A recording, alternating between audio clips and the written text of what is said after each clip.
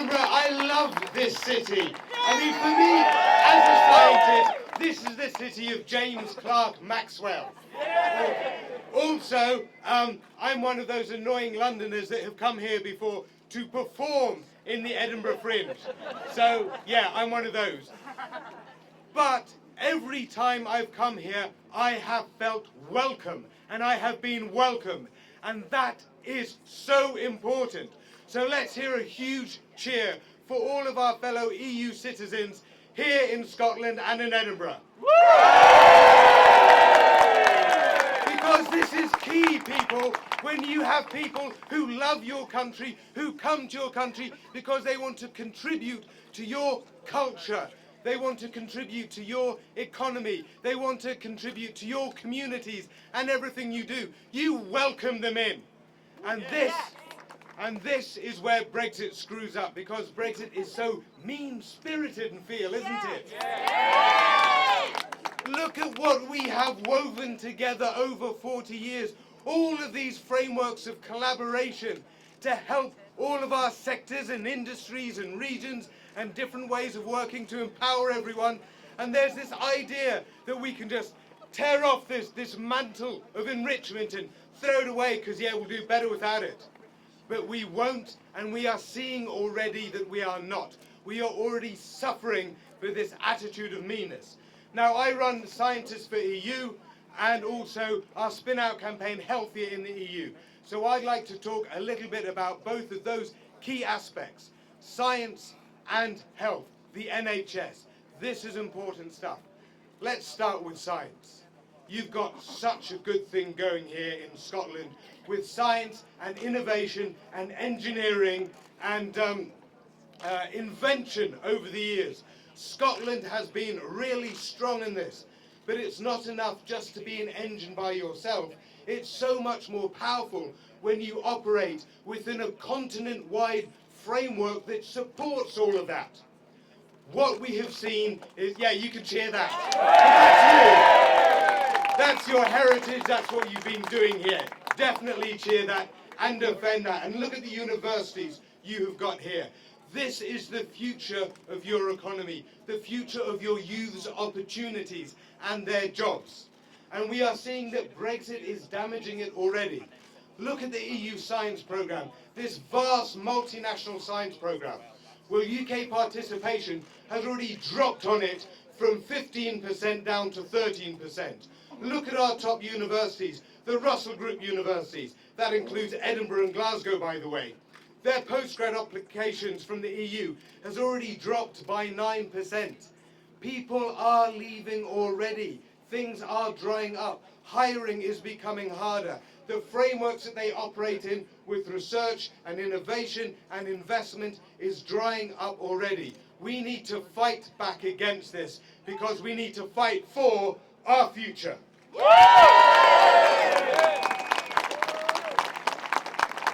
Similarly with healthcare and the NHS. Now the NHS, there's Scottish NHS, different from English NHS, but when you've got jokers in Westminster that are dragging your country with ours by these bizarre red lines, then things like uncertainty for EU fellow citizens here, or the falling pound, or the slowdown in GDP, or ripping us out of frameworks of collaboration, doesn't matter that NHS Scotland is devolved from the rest of the UK. It still hurts it. Let's talk about EU nurses, EU doctors, finances and frameworks of collaboration. This is key stuff. With EU nurses, we have been relying on this fantastic talent that wants to work in our nations, helping us out. We have tens of thousands of vacancies across the country. In recent years, from 2013 to 2016, we have been using these EU nurses to help plug gaps. They have been growing in our workforce at about 30% per annum. In fact, overall in the country, we have had some 19,000 increase in nurses from 2013 to 2016, of which the EU nurses represent 21,000. That means they've been filling the gaps and then adding the growth that we need. Now that they're actually not growing and starting to decline and leaving, it's putting a strain on everyone else. So let's hear it for our EU nurses here. We need to support them and do everything we can for them. Same thing with doctors. Same thing with doctors. Immediately after the referendum debate, there were some idiotic articles in the tabloid press attacking EU doctors, which caused Jeremy Hunt and then Theresa May to follow up and say, oh, well, once we've trained our own, then we won't need them.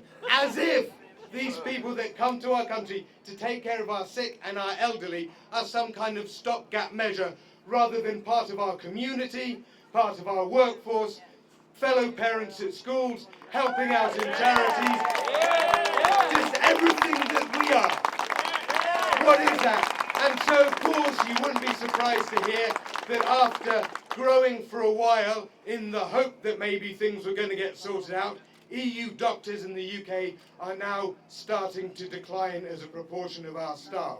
Like, what did you expect if you treat people like this? And we are all starting to suffer for it. And that's happening now, like the finance is happening now. Just the fall in the pound, well, half of NHS supplies come from outside the UK. So when the pound falls, what do you think happens? Those equipment supplies start to become more and more expensive, 20% more. That adds on tens of millions to costs just here in Scotland. And then the slowdown in GDP, well, that just means less money to invest in public services. And then we're getting ripped out of frameworks of collaboration like the European Medicines Agency.